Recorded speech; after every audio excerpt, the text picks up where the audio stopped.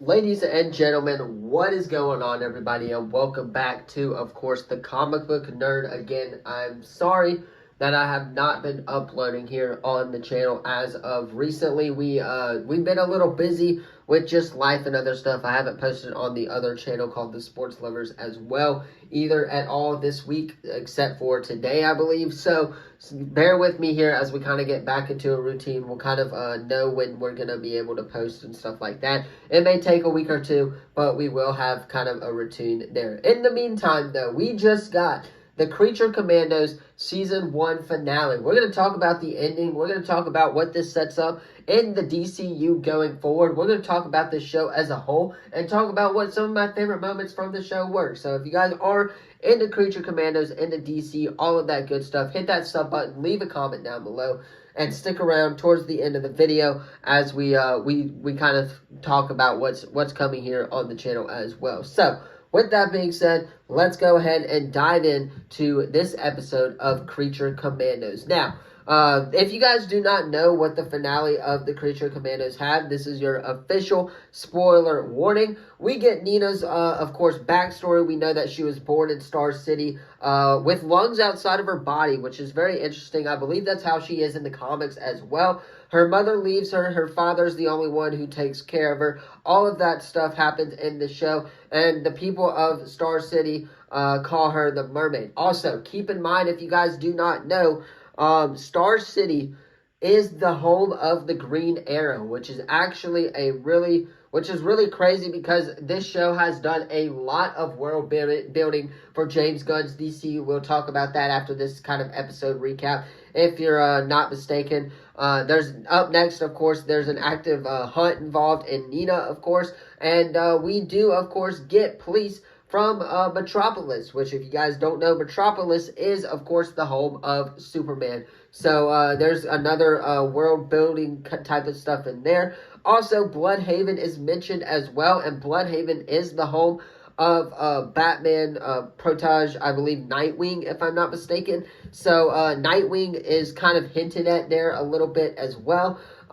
Then we, of course, get the Batman stuff. Dr. Phosphorus says he hasn't been touched in 15 years, and that's pretty much the DCU Batman, basically. That's the last time that he's been touched, was when the DCU Batman attacked him earlier in the show. We got a little flashback, which means that the DCU Batman has kind of been around this whole entire time, as James Gunn has confirmed earlier. We know that we're not going to have a bunch of origin stories in the DCU. We know Superman's not going to be an origin story. We know Supergirl's not going to be an origin story. We know, of course, that Batman as well, the Brave and the Bold, is probably not going to be an origin story as well, which sets up, of course, all these characters could kind of intertwine with each other earlier than what we have, of course, with the last DC universe, which was, of course, where they did a bunch of origin stories, stuff like that. So throwing that out of the way, we get the return of Rick Flag, of course, who wakes up from his coma there towards the middle of the episode as well. And yeah, we basically see the death of the president now, or of the princess, excuse me, not the president. I've got Captain America Brave New World on my mind, which we'll talk about here, hopefully, within the next couple of videos. That's a whole different topic for a whole different day. But let us talk about the ending here. The ending after the princess is killed, after they leave, of course, the palace. The team returns to the base. The bride, obviously, is met with the new task force leader, of course, which is the Creature Commandos, and she gets shown her new team. Returning from the previous team, of course, you got Dr. Phosphorus, you got Weasel, and you got a bigger version of G.I. Robot, which G.I. Robot was probably one of the coolest characters here in the show. If you're asking me, I really like Dr. Phosphorus, I really like G.I. Robot, and I believe I'd really like Rick Flag as well. But, yeah, new additions, of course, are Nosorfia, I believe is how you say that name, if I'm not mistaken. In the comics, she was a vampire who sought to take control of the Wildlands and from the Great Castanera with her vampire blood and stuff like that. We get Kahilis, I believe is how you say that name. He, I guess, is a part of Shade with the Creature Commandos unit, as well as a government agent. And the final one, spoiler warning here, This is your official spoiler warning from this, I guess, DCU. This is probably the biggest cameo of the show, if you're asking me. Second biggest cameo of the show, actually. King Shark. We get the return of King Shark. This is the same version of the character from the 2021 Suicide Squad. Now, keep in mind, James Gunn has said that some events are going to kind of take over, or kind of go over into the DCU.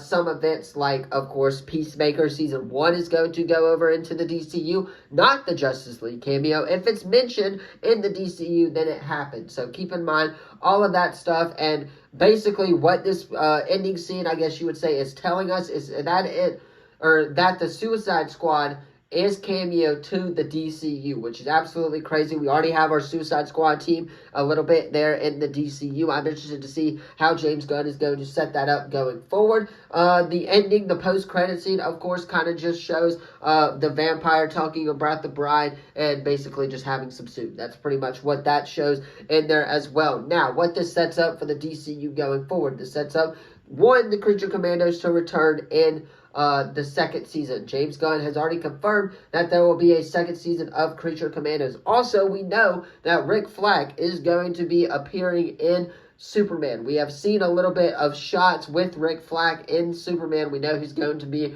in the new Superman movie, so I'm interested to see how that all plays a little bit of factor in there. Obviously, Metropolis has been mentioned throughout the show. And, yeah, my review on this show, I give it about an 8 out of 10. This show was a phenomenal show. What it did well, though, was kind of tie all of this DCU together. Now, this DC universe is going to be different from the MCU, where the MCU obviously has every character kind of being a hero, I guess you would say. DCU is going to have heroes, it's going to have villains, and they are definitely going to be separated from the two. The Creature Commandos are most definitely villains, but in this show, they are obviously set out as heroes as well. I give the show an 8 out of 10. It did a great setting up with the DCU's Batman. Obviously, we got hints at Superman and Metropolis in there as well. Green Arrow, we also have his hinting as well in the DCU. And I'm very excited for the future of the DCU. I'm very excited for Superman. I'm very excited to see who gets cast as the live-action DCU Batman. And I'm very excited for the future of the DCU. However, let me know your thoughts about the DCU and about this show, Creature Commandos, in the comments down below. Don't forget to like this video, subscribe, turn that bell on, as we do our best to post on this channel every single day. With that being said, I'm going to hop off, get this edited so you guys can watch it on time. Have a great rest of your day, and as always, I will see you in the next video. Peace.